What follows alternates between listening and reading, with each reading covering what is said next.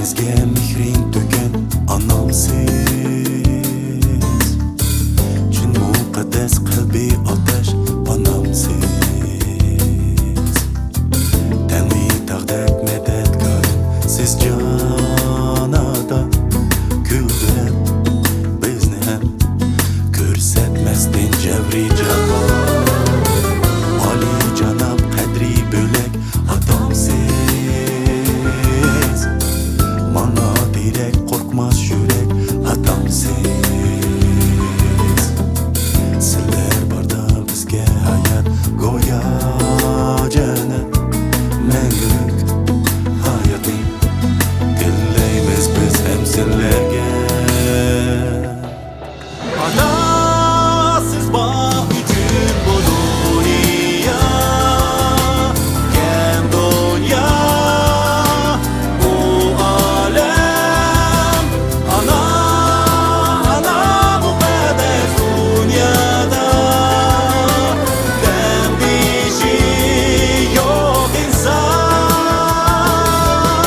Kalizda dursa hem dunyo, hey dunyo, her zaman. Ata-anelerim aman olsa, digenmende arman.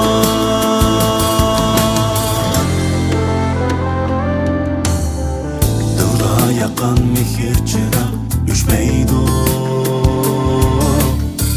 yo'ruq yangan umid yulduz ko'chmaydi. Bu hayotda, bu olamda sevgi bo'lsa, u odam, u ona, u muqaddas bu dilimda. Anasiz bor uchun bu dunyo, kam dunyo, bu olam. Ana muqaddas dunyoda tandishi yo'q inson. Kalizda dursa hem dunyo, hey dunyo, her zaman.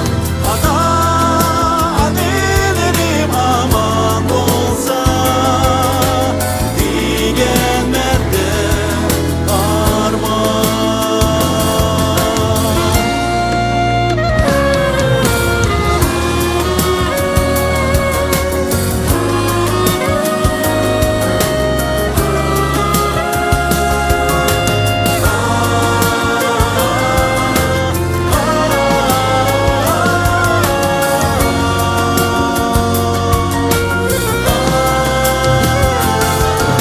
Kalizda dursa hem dunyo, hey dunyo,